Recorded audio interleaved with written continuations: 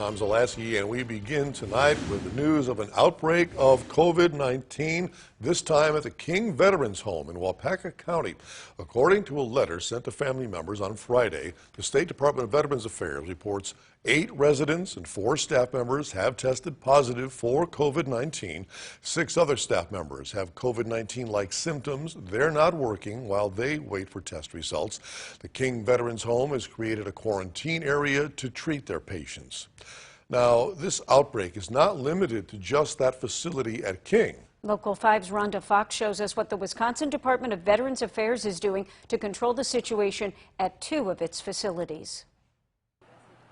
The Wisconsin Department of Veteran Affairs sent this letter to family members that their King facility currently has 8 members and 4 staff testing positive for COVID-19. And this letter that their Chippewa Falls facility has 2 employees testing positive for COVID-19. And these numbers could increase. We will see more positives because we are testing everyone, members and staff, at a higher frequency. Steps are being taken to control this outbreak, but officials say one component is difficult to mitigate. There's no communal dining, there's limited group activities, there's no visitors.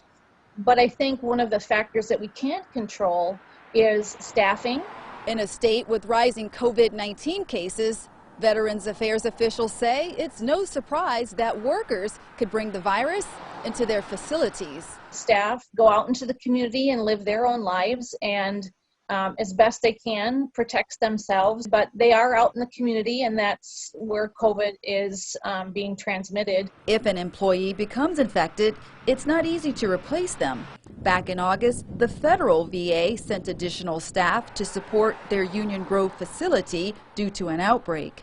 Caregivers are in high demand, very difficult to find, and it's a crisis in our industry that COVID has just added. In King, Rhonda Fox, Local 5 News. Wisconsin VA officials tell Local 5 the Union Grove facility west of Racine has not reported any positive COVID-19 cases. Administrators are confident the situation will be managed in a way that keeps the outbreak limited to a short period of time. The latest report shows